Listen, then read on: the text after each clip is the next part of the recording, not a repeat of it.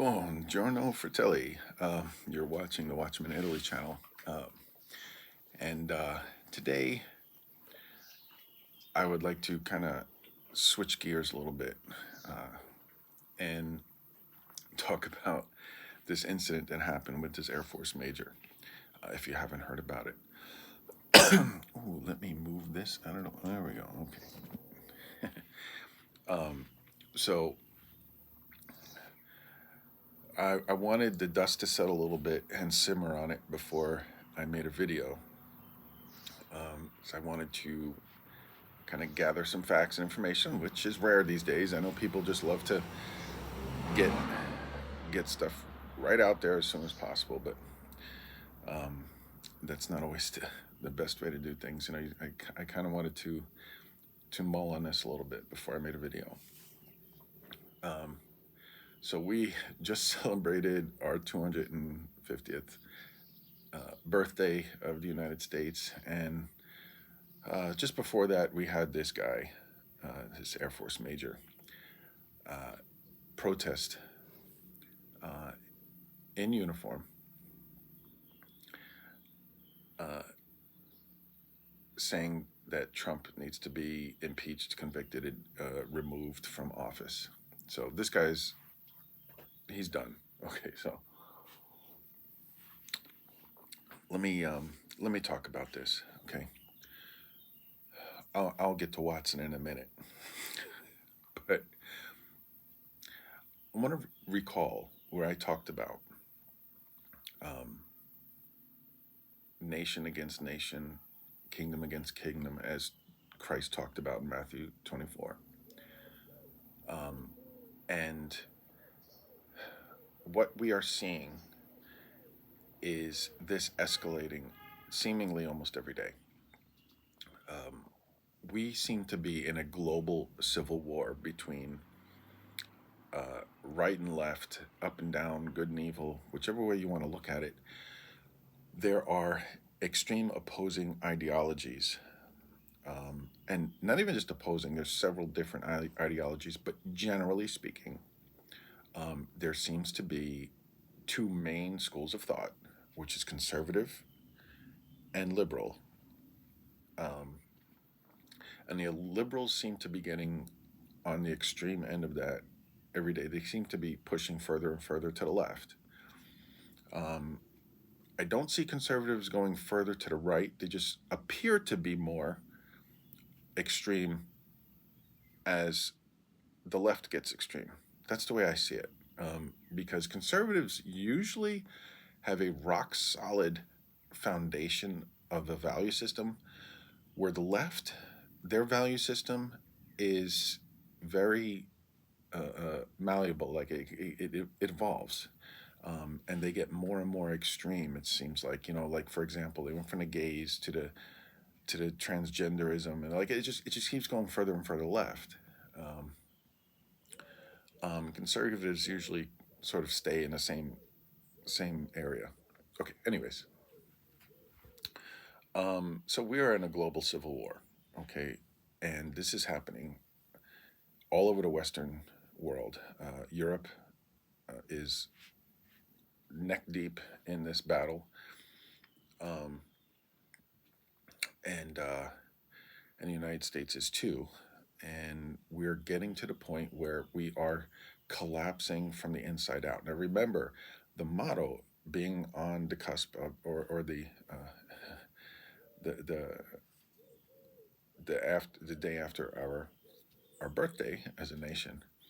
What's our motto? United we stand, divided we fall. Right? There is no question that we are divided.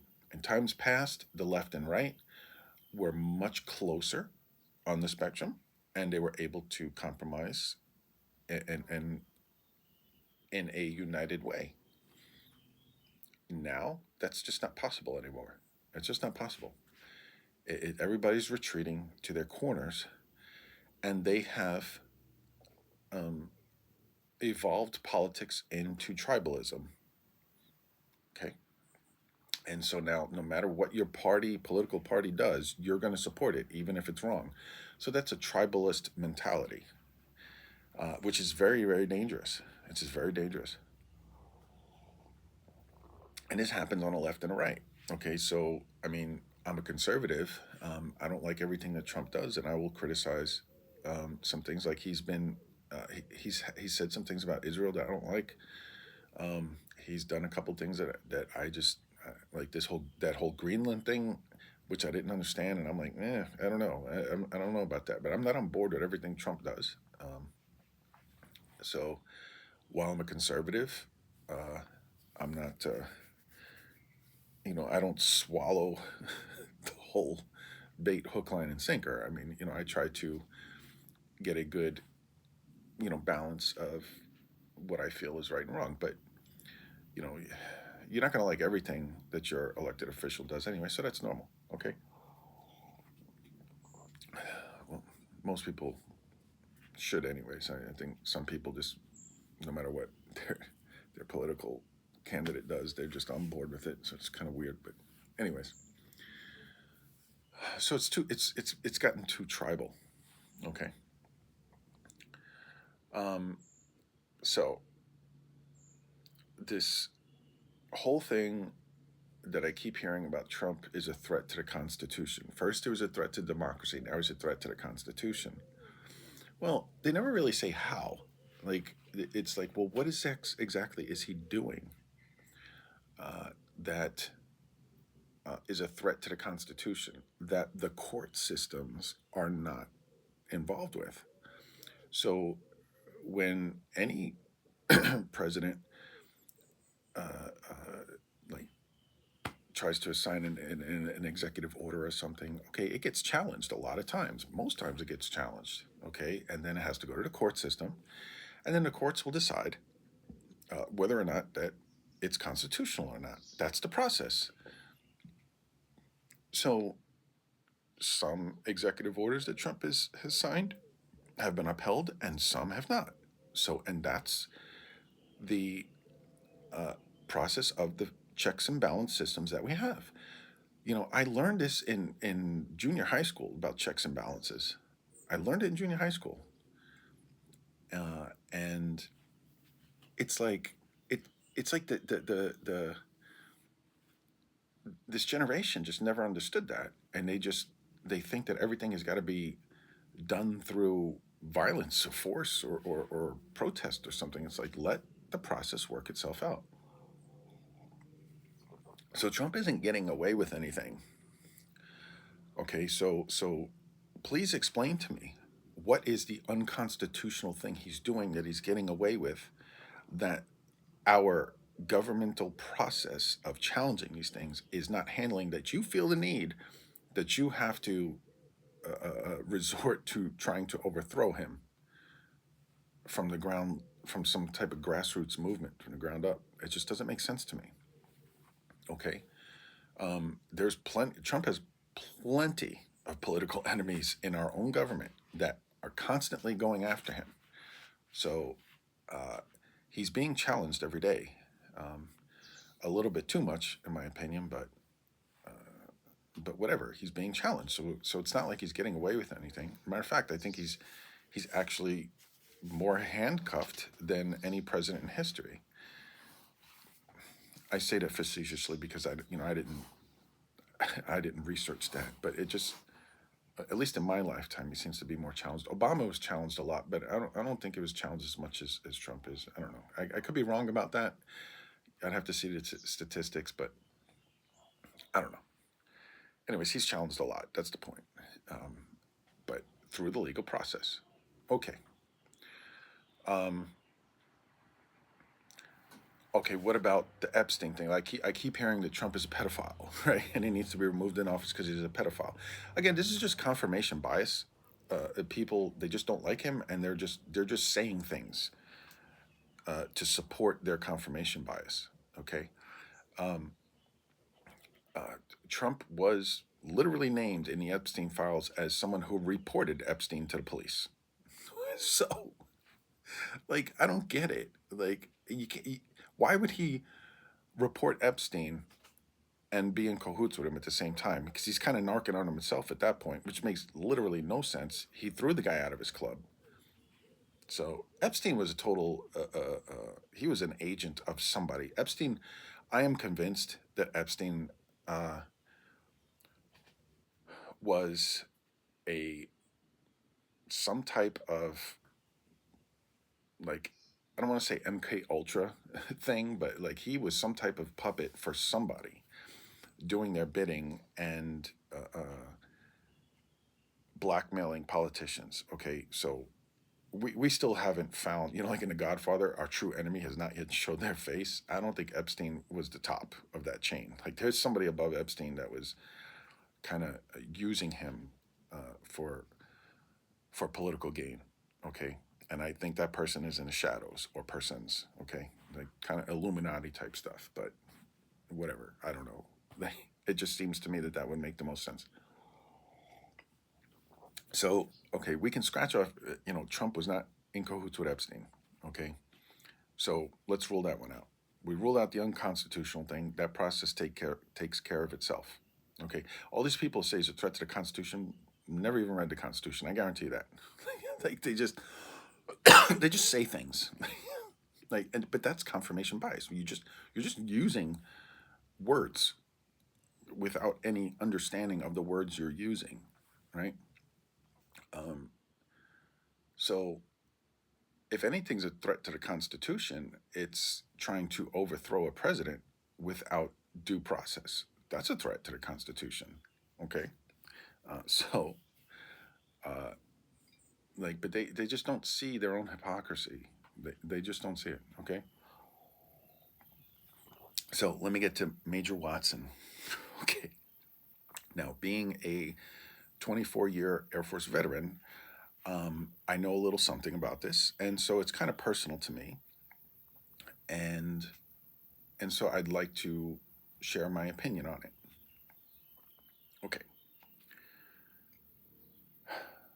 first of all, this was a absolute stunt that this guy pulled. Okay, he's grifting, and I'll tell you how I know that. All right, but let's break down who he is first. He supposedly is a logistics readiness officer. So I still have access to the I have access to a system where I can look people up. Say, um, so I looked him up on our government system. I'm not going to name which one, so because I don't want people thinking I'm stalking or doxing the guy. I'm not. And I saw that he was working in a contracting squadron, so I thought he was a contracting officer. Just seems that's what his title showed.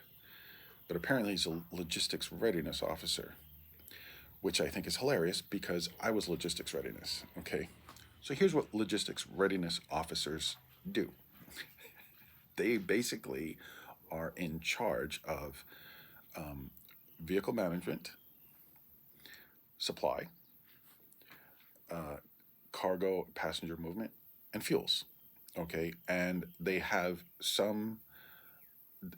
like a some control over mobility movements. Okay, in a certain aspect. Okay, but their main thing is vehicle management, supply, cargo, passenger movement, and fuels. Okay, nothing combat related. The guy got no combat experience. He doesn't have any war college experience, anything like that. Okay, in order to be a logistics readiness officer, all you need is a bachelor's degree in anything. It doesn't have to be even be in logistics. I had a commander that had a biology degree. Okay, she knew nothing about logistics, and she was one of the worst commanders I've ever had. Okay, um, and but it had nothing to do with her degree. It just because of the way she was. But most of them, they just have a basic. You can have a degree in liberal arts, and you can be a logistics readiness officer. You don't have to know anything about. You don't have to have a degree in any type of military understanding, or even anything that has to do with what you're going to command. You just have to have a bachelor's degree, and that's it. Okay. Um, so this guy has been in 17 years, and he's still a major. Okay, so let's talk about that. There's there's an acceptable reason he could be a major, and there's an unacceptable reason he could still be a major after 17 years. The acceptable reason is if he's prior enlisted. So what happens is if you come in as an enlisted member, and let's say, I've seen people that they were enlisted members for 15 years, and then they get commissioned. Okay, they become an officer, and they start off as a lieutenant. Okay, and so it takes a while, and then in that case, you can actually retire as a captain. Okay, um, and so that happens. I don't think this guy was prior enlisted. From what I understand, he wasn't. He just came in as an officer. Um, Now, being only a major after 17 years, he was passed over for promotion at least twice. Okay, um, you can, if you start off as an officer, you can only retire as a major with a waiver. You have to get a waiver. It's not automatic. Now, being passed over for lieutenant colonel is very telling twice. That means that there was something derogatory in this guy's records, which I have no idea what it could be. It could be anything. It could be anything from like getting a DUI to having an unprofessional relationship to whatever, lack of confidence. It can be anything. Okay, so I have no idea. Only he knows and his superiors know. Okay, the people in his circle know. I don't know what the reason was. But the fact of the matter is, for an officer to get passed over for lieutenant colonel, that is a significant fact that shows that this guy has does not have a good career. Okay. Um, no, I've you can get passed over for colonel and general and stuff, and that's not a big deal. Okay, because that's much more scrutinized at those levels. Okay. So what he didn't say what he was protesting, and I'll get more into that in a minute. Okay, hold that thought. He did not say what he was protesting exactly. He just said impeach, convict, remove. Maybe he did later. I didn't see. I didn't get his details and what he was all upset about with Trump. Um, but let's say I think what I hear anyways, from a lot of military members is that the military operations in Iran is unconstitutional. Here's where I have a problem. Okay, our system of government and military chain of command is very complex, and it has a lot of checks and balances and buffers. It's okay, buddy. Just to make sure that when the orders finally get down to the it goes down through the echelons, it gets down to the lowest levels that have to execute the orders, that have to carry out the orders, that they can be sure that the orders that they're given are they've been vetted and they're lawful orders. Okay, there are dozens, if not hundreds, of people in between the president and lower ranking individuals like Major Watson when they're given an order. Boom, they know it's been cleared through all of its checks and balances. Okay, because it has to go to the president, the Secretary of Defense, the whatever legal advisors in the political offices have. Okay, you have the secretaries of the force, then you have the Joint Chiefs of Staff. The Joint Chiefs of Staffs are the generals that went to war college, um, and they have decades of experience in executing military orders. They know what's lawful and what isn't. And if they're telling the force, yes, go do this, you can be sure that it's a lawful order.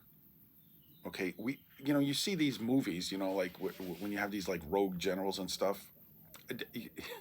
That's a movie. Okay, our system, our military system is pretty solid where something like that cannot happen. Okay, it's just not a reality. So if we're getting orders to go conduct a military operation, it's a lawful order. It has to be. Um, so uh, anybody in the military saying this is an unlawful order, like, do you not understand your own chain of command and how it works? In order for an unlawful order to get down all the way to from the president to the low level, you know how many things have got to go wrong? Our system of checks and balances protects us from that. It protects us. So you can be sure that if a president says something, just go execute it. You are commanded to obey the laws or the orders of those appointed over you as a military. You take an oath to do so. Take an oath to do so. So, and then people say, oh, well, we got to, you know, defend against enemies, foreign and domestic, and they're trying to tout Trump as a domestic enemy. Okay, but show me how. And why is it that the generals and the high-ranking military members are not are not protesting like this, calling Trump an enemy? Why? Why is it only the seemingly uneducated people suffering from confirmation bias that are saying these things? Why is that? Well, I'll tell you why. Because they just orange man bad, right? That's all it is.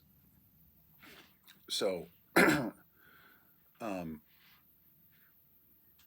have people been given unlawful orders to follow in the past? Yes, but when has that happened?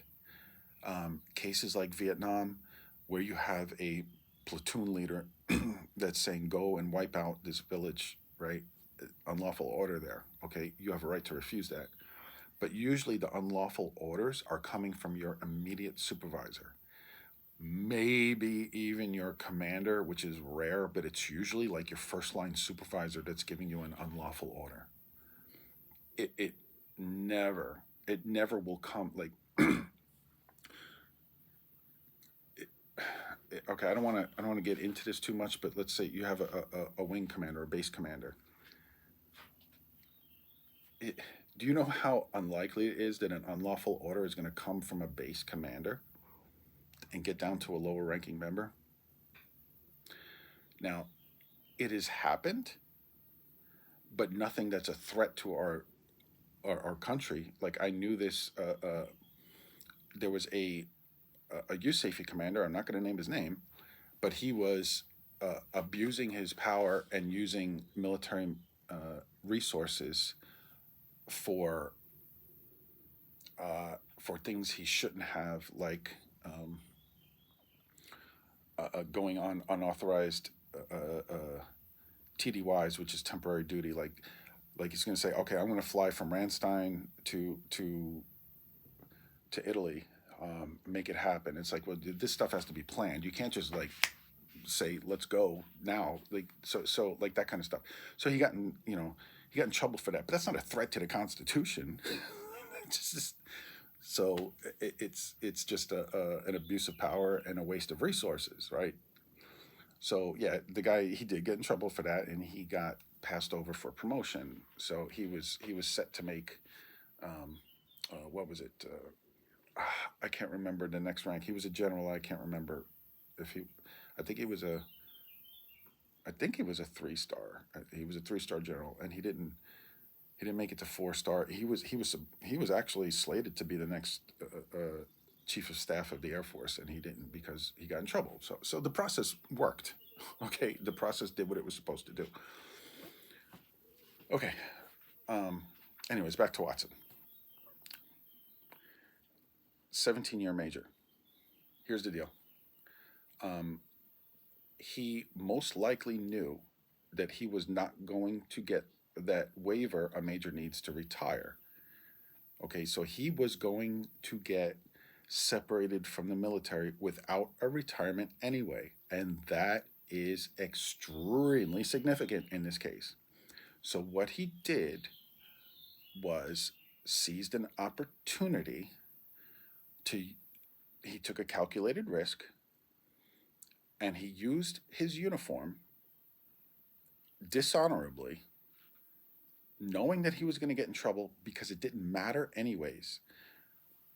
Okay, he was absolutely backed. He did not do this on his own. He was probably promised some type of protection or compensation or something, and he may be expecting to get like book deals, get become like a commentator on CNN or MSNBC or something.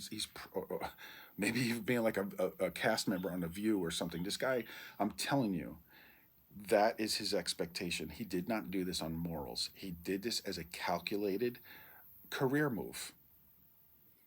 Okay, this guy is a dirtbag.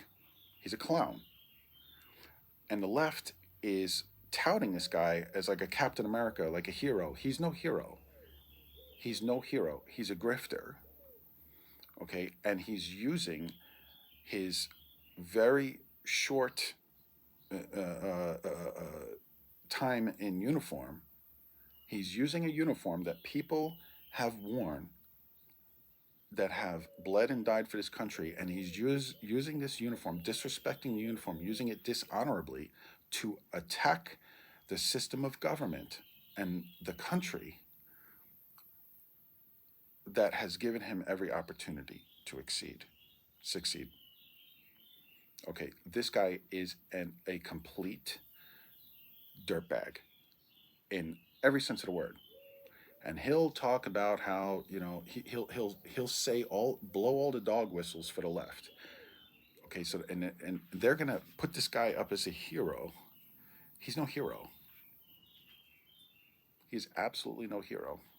Okay, so he's just used this as a opportunity for personal gain.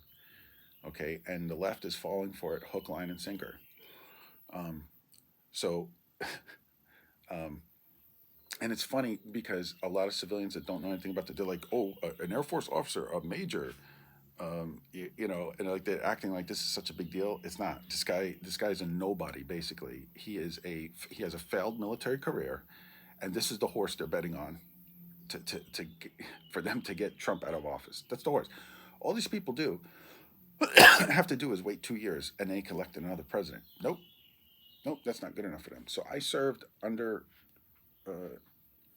three presidents. Actually, technically, I served under four, but I served under Bush Senior for like a month or two, and then Clinton got elected. So I served under Clinton for 8 years, Bush for 8 years, and then Obama for 8 years. Clinton was okay. Bush was okay. I did not like Obama at all. Okay, I thought Obama was a Marxist in plain sight. Okay, but I'm, again, for the reasons that I stated already, I'm not going to go out and refuse to serve under him, or protest against him because I didn't like his policies. There's a process for that. There is a democratic process for that. Okay, the people voted. I have to deal with it. Right? I had to deal with it for 8 years. Okay, and guess what? I survived. I made it through.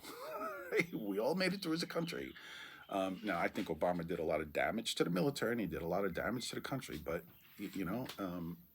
whatever.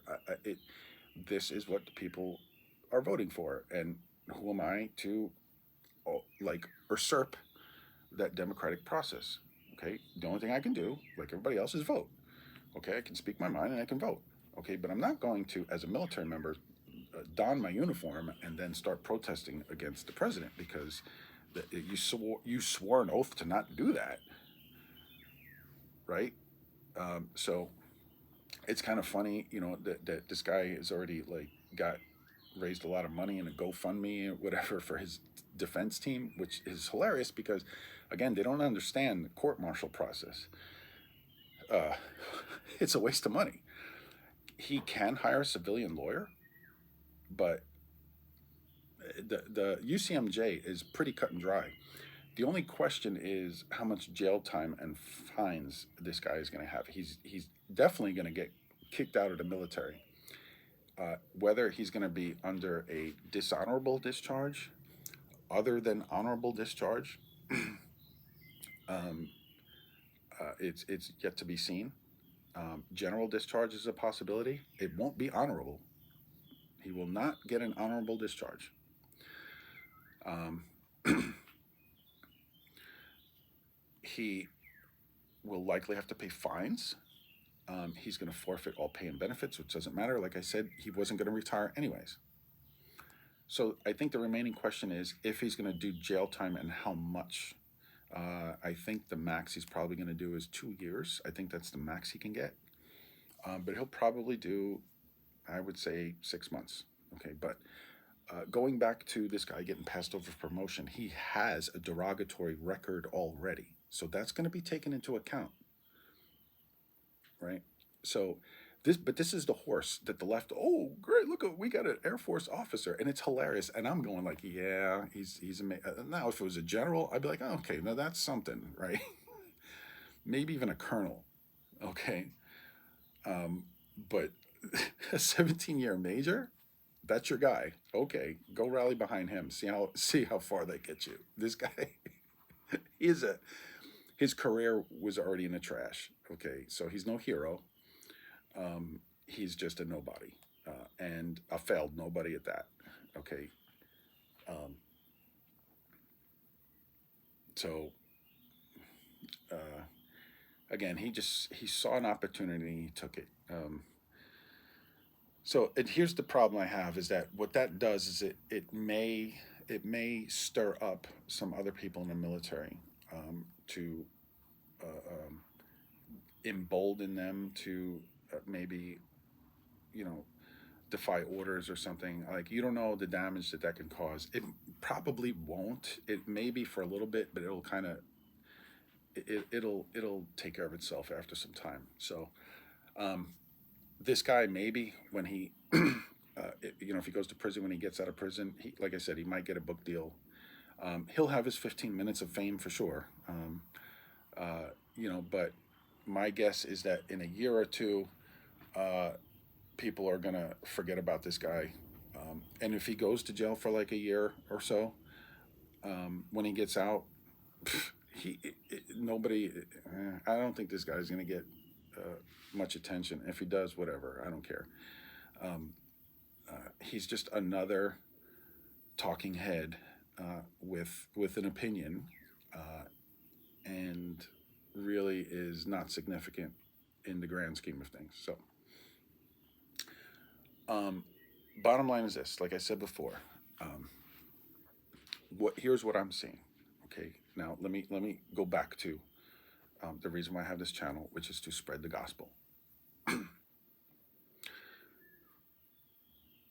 we have we are seeing an escalation when Christ said we will have nation against nation and against kingdom. Okay, and when you begin to see these things, look up, for your redemption is near. I am near, even at the door. Right.